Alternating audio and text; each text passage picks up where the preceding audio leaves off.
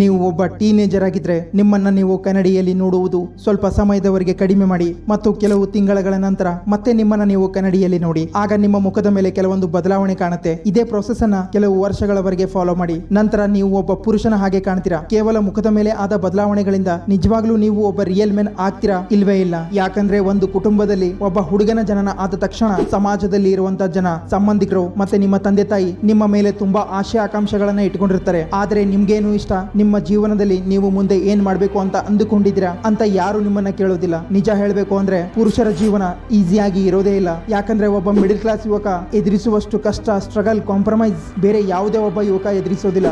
ಆದರೆ ನಿಜ ಹೇಳ್ಬೇಕು ಅಂದ್ರೆ 99% ಮೇಲ್ಸ್ ಜೀವನದಲ್ಲಿ ಸಮಾಜದಲ್ಲಿದ್ದ ಇದೇ ಸಮಸ್ಯೆಯಲ್ಲಿ ಮುಳುಗಿರ್ತಾರೆ. ಯಾವಾಗ ಎಚ್ಚೆತ್ತುಕೊಂಡು ಜೀವನದಲ್ಲಿ ಕೆಲವೊಂದು ಇಂಪಾರ್ಟೆಂಟ್ ಪಾಠಗಳನ್ನ ಕಲಿತಾರೆ, ಆಗ ಸಮಯ ಕಳೆದು ಹೋಗಿರುತ್ತೆ. ಆಗ ಅವರ ಬಳಿ ಕಳೆದು ಹೋದ ಸಮಯವನ್ನು ಸರಿ ಮಾಡಿಕೊಳ್ಳುವಷ್ಟು ಸಮಯವೂ ಇರೋದಿಲ್ಲ, ಮತ್ತೆ ಅಷ್ಟೊಂದು ವಯಸ್ಸು, ಶಕ್ತಿನೂ ಇರೋದಿಲ್ಲ. ಆಗ ಅವರ ಬಳಿ ಉಳಿಯೋದು ಒಂದೇ, ಅದುವೇ ಪಶ್ಚಾತ್ತಾಪ.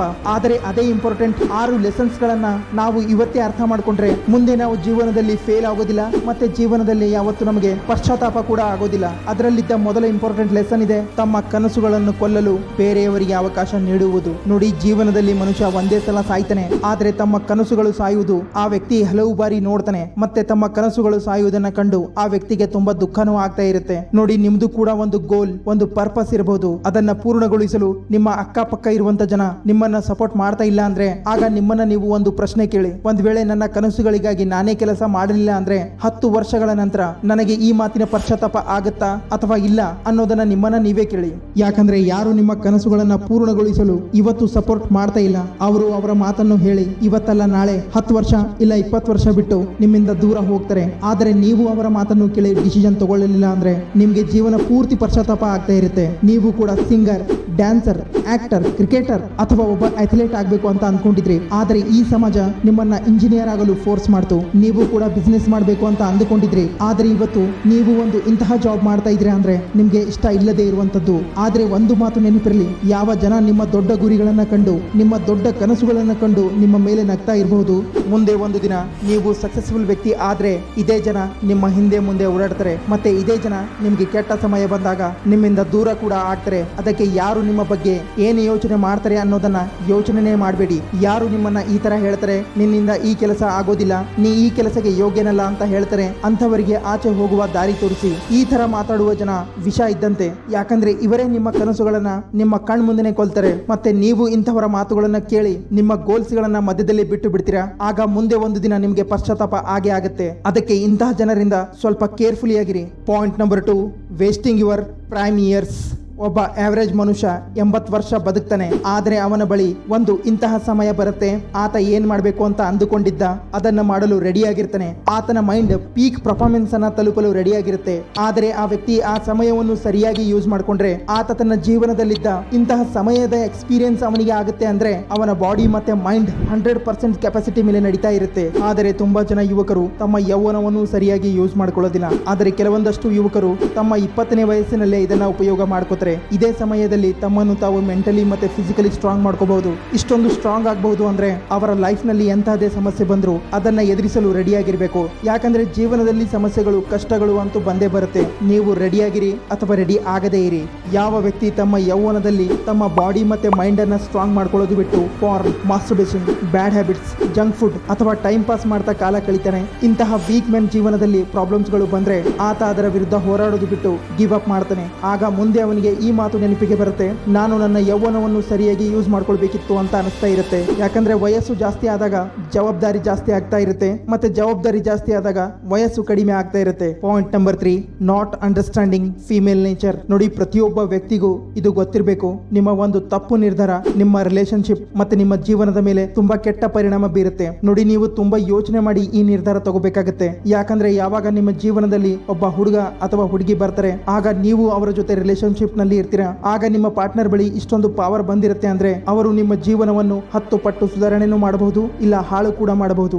ಯಾಕಂದ್ರೆ ಹಲವು ಬಾರಿ ಯುವಕರು ತಮ್ಮ ಪಾರ್ಟ್ನರ್ ನ ಅಂದ ಚಂದ ನೋಡಿ ಮರಳಾಗ್ತಾರೆ. ಒಳ್ಳೆ ಗುಣಗಳನ್ನ ನೋಡೋದು ಬಿಟ್ಟು ರಿಲೇಶನ್ಶಿಪ್ ಗೆ ಒಳಗಾಗ್ತಾರೆ. ಆದರೆ ಈ ನಿರ್ಧಾರವನ್ನು ಅವರು ತಮ್ಮ ಮೈಂಡ್ ನಿಂದ ತಗೊಳ್ಳೋದಿಲ್ಲ. ಬದಲಾಗಿ ಅವರಿಗೆ ತಮ್ಮ ಒಂಟಿತನವನ್ನು ದೂರ ಮಾಡಲು ಅವರಿಗೆ ಒಬ್ಬ ಪಾರ್ಟ್ನರ್ ನ ಅವಶ್ಯಕತೆ ಇರುತ್ತೆ. ಇದೇ ಮಾತು ಒಬ್ಬ ವಯಸ್ಕರನ್ನ ಕೇಳಿ, ಅದು ಯಾವ ನಿರ್ಧಾರ ಇದೆ, ನಿಮ್ಮ ಜೀವನವನ್ನು ಸುಧಾರಣೆ ಮಾಡಬಹುದು ಅಥವಾ ಹಾಳು ಮಾಡಬಹುದು ಅಂತ ಕೇಳಿ, ಅವರು ಕೂಡ ಇದನ್ನ ಹೇಳ್ತಾರೆ, ಜೀವನದಲ್ಲಿ ಸರಿಯಾದ ಸಂಗಾತಿಯನ್ನ ಆಯ್ಕೆ ಮಾಡುವ ನಿರ್ಧಾರ ಅಂತಾರೆ. ಅದಕ್ಕೆ ನೀವು ಎಷ್ಟು ಬೇಗ ನಿಮ್ಮ ಪಾರ್ಟ್ನರ್ನ ಸ್ವಭಾವ ಅರ್ಥ ಮಾಡ್ಕೊಳ್ತೀರಾ ಅಷ್ಟೇ ಒಳ್ಳೆಯದು. ಆಗ ನೀವು ಮೋಸ ಹೋಗೋದಿಲ್ಲ. ನಿಮ್ಮ ಟೈಮ್, ಎನರ್ಜಿ, ಇಮೋಷನ್ಸ್ ಎಲ್ಲವೂ ನಿಮ್ಮ ಕಂಟ್ರೋಲ್ ನಲ್ಲಿ ಇರುತ್ತೆ. ನೀವು ಇದನ್ನ ನೋಡ್ಬೇಕು.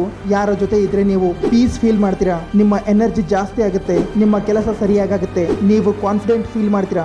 ಯಾರ ಜೊತೆ ಇದ್ರೆ ನೀವು ನಿಮ್ಮ ಗೋಲ್ಸ್ ಮೇಲೆ ಫೋಕಸ್ ಮಾಡಬಹುದು. ಮತ್ತೆ ಯಾರ ಜೊತೆ ಇದ್ರೆ ನೀವು ಹ್ಯಾಪಿ ಆಗಿರ್ತೀರಾ ಅಂತವರನ್ನ ಆಯ್ಕೆ ಮಾಡಿ. ಮತ್ತೆ ಯಾರ ಜೊತೆ ಇದ್ರೆ ನೀವು ಹ್ಯಾಪಿಯಾಗಿ ಇರೋದಿಲ್ಲ ಅಂತವರಿಂದ ದೂರ ಆಗಿ. ಯಾಕಂದ್ರೆ ತುಂಬಾ ಜನ ಯುವಕರು ಮದುವೆ ಆದ್ಮೇಲೆ ಪಶ್ಚಾತ್ತಾಪ ಪಡ್ತಾರೆ. ಆದ್ರೆ ನೀವು ಇದನ್ನ ಇವತ್ತೇ ಅರ್ಥ ಮಾಡ್ಕೊಳ್ಳಿ. ಪಾಯಿಂಟ್ ನಂಬರ್ 4, ಅವಕಾಶಗಳನ್ನ ಕಳೆದುಕೊಳ್ಬಾರ್ದು. ನೀವು ಈ ಜನರೇಷನ್ ನಲ್ಲಿ ಹುಟ್ಟಿದ್ದಕ್ಕೆ ದೇವರಿಗೆ ಧನ್ಯವಾದ ಹೇಳಬೇಕು. ಯಾಕಂದ್ರೆ ಇದು ಮಾನವನ ಇತಿಹಾಸದಲ್ಲೇ ಎಲ್ಲಕ್ಕಿಂತ ಬೆಸ್ಟ್ ಸಮಯ ಇದೆ.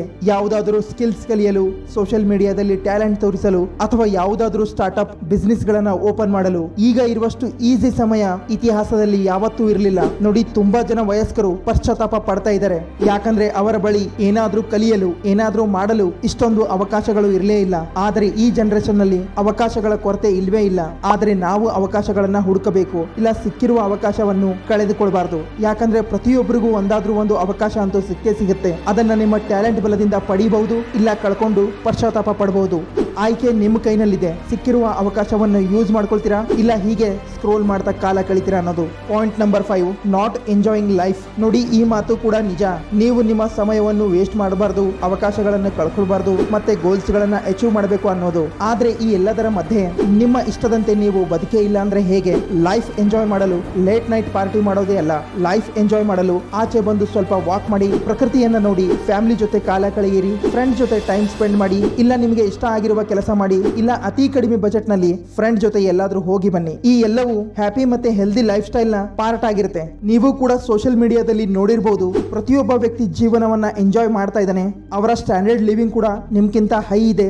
ಅದನ್ನೆಲ್ಲ ಪಡೆಯಲು ನಾ ಇನ್ನೂ ಕಷ್ಟ ಪಡಬೇಕು, ನಾ ಅವನ ಹಾಗೆ ಇಲ್ಲ ಅಂತ ಪಶ್ಚಾತ್ತಾಪ ಪಡ್ತಾ ಇದ್ರೆ ನಿಮ್ಗೆ ದುಃಖನೇ ಆಗೋದು. ಅದಕ್ಕೆ ಆ ಬೆಳ್ಳಿ ಪರದೆಯನ್ನ ನೋಡಿ, ಆ ಗ್ಲೋರಿಯನ್ನ ನೋಡಿ ಪಶ್ಚಾತ್ತಾಪ ಪಡೋ ಬದಲು ನಿಮ್ಮ ಬಳಿ ಏನಿದೆ ಅದರಿಂದ ಖುಷಿ ಪಡಿ. ನಿಜವಾದ ಖುಷಿ ಫ್ಯಾಮಿಲಿ ಮೆಂಬರ್ಸ್ ಜೊತೆ, ಫ್ರೆಂಡ್ಸ್ ಜೊತೆ ಟೈಮ್ ಸ್ಪೆಂಡ್ ಮಾಡಿದಾಗಲೇ ಸಿಗೋದು. ಪಾಯಿಂಟ್ ನಂಬರ್ 6, ತುಂಬಾ ಒಳ್ಳೆಯವನಾಗಿರ್ಬೇಡಿ. ನೋಡಿ, ಒಳ್ಳೆಯವನಾಗಿರೋದ್ರಲ್ಲಿ ಏನು ತೊಂದರೆ ಇಲ್ಲ. ಆದರೆ ನೀವು ತುಂಬಾ ಒಳ್ಳೆಯವನಾದ್ರೆ ಜನ ನಿಮ್ಮ ಒಳ್ಳೆತನವನ್ನು ಯೂಸ್ ಮಾಡ್ಕೋತಾರೆ. ಯಾಕಂದ್ರೆ ನಾವು ಜಾಸ್ತಿ ಬೇರೆಯವರ ಬಗ್ಗೆ ಯೋಚನೆ ಮಾಡುವಾಗ ನಮ್ಮ ಬಗ್ಗೆ ನಾವು ಯೋಚನೆ ಮಾಡೋದಿಲ್ಲ. ಎಲ್ಲರೂ ಖುಷಿಯಾಗಿ ಇರಬೇಕು ಅಂತ ಆಸೆ ಪಡೋನೆ ಜಾಸ್ತಿ ನೋವು ಅನುಭವಿಸೋದು. ಜನ ತಮ್ಮ ಈ ನೈಸ್ ಪರ್ಸನಾಲಿಟಿಯನ್ನ ಮೇಂಟೈನ್ ಮಾಡೋಕ್ಕಾಗದೆ ವೀಕ್ ಆಗ್ತಾ ಇದ್ದಾರೆ. ಮತ್ತೆ ತುಂಬಾ ಜನ ನೈಸ್ ಪರ್ಸನಾಲಿಟಿ ಇರುವಂತ ಜನರ ಉಪಯೋಗನೂ ಮಾಡ್ಕೋತಾ ಇದ್ದಾರೆ. ಮತ್ತೆ ಅವರಿಗೆಲ್ಲ ಸಮಯ ಕಳೆದು ಹೋದ್ಮೇಲೆ ಪಶ್ಚಾತ್ತಾಪ ಆಗುತ್ತೆ, ನನ್ನ ಒಳ್ಳೆತನವನ್ನು ಸರಿಯಾಗಿ ಯೂಸ್ ಮಾಡ್ಕೊಂಡ ಅಂತ ಅನಿಸ್ತಾ ಇರುತ್ತೆ. ಯಾವಾಗ ಹ್ಯೂಮನ್ ಪರ್ಸನಾಲಿಟಿ ಮತ್ತೆ ಬಿಹೇವಿಯರ್ ನ ಗೇಮ್ ಅರ್ಥ ಆಗುತ್ತೆ, ಆಗ ತುಂಬಾ ಲೇಟ್ ಆಗಿರುತ್ತೆ. ನೋಡಿ, ನಾನ್ ನಿಮ್ಗೆ ಕೆಟ್ಟವರಾಗಿ ಅಂತ ಹೇಳ್ತಾ ಇಲ್ಲ, ಆದ್ರೆ ಸ್ವಲ್ಪ ಸ್ವಾರ್ಥಿಗಳಾಗಿ ಅಂತ ಇರೋದು. ಯಾಕಂದ್ರೆ ನಿಮ್ಗೆ ಗೊತ್ತಾಗಬೇಕು ನಿಮ್ಮ ಮಿತ್ರ ಯಾರು, ಶತ್ರು ಯಾರು ಅನ್ನೋದು. ನೋಡಿ, ನಾ ಒಳ್ಳೆಯವನಾಗಿರ್ಬೇಕು ಅನ್ನೋ ಆಸೆ ಬಿಟ್ಟು ಬಿಡಿ. ಯಾಕಂದ್ರೆ ಜನ ನಾವು ಮಾಡಿರುವ ಒಳ್ಳೆಯ ಕಾರ್ಯಗಳನ್ನ ಮತ್ತೆ ಸಹಾಯಗಳನ್ನ ಆದಷ್ಟು ಬೇಗ ಮರೆತು ಬಿಡ್ತಾರೆ. ಈ ಜಗತ್ತಿನಲ್ಲಿ ಏನೂ ಪರ್ಫೆಕ್ಟ್ ಆಗಿರೋದಿಲ್ಲ, ಮತ್ತೆ ಯಾರು ಕೂಡ ಪರ್ಫೆಕ್ಟ್ ಆಗಿರೋದಿಲ್ಲ. ಅದಕ್ಕೆ ಒಬ್ಬ ರಿಯಲ್ ಮೆನ್ ಆಗಿ ಈ ವಿಡಿಯೋ ಬಗ್ಗೆ ನಿಮ್ಮ ಅನಿಸಿಕೆ ಏನೇ ಇದ್ರೂ ಕಮೆಂಟ್ ಮಾಡಿ ತಿಳಿಸಿ. ಲಾಸ್ಟ್ ಟೈಮ್ ನೀವು ಕಮೆಂಟ್ ಮಾಡಿ ತಿಳಿಸಿರುವ ಟಾಪಿಕ್ ಮೇಲೂ ಆದಷ್ಟು ಬೇಗ ವಿಡಿಯೋಗಳನ್ನು ಮಾಡ್ತೀನಿ. ಚಾನಲನ್ನು ಸಬ್ಸ್ಕ್ರೈಬ್ ಮಾಡಿ.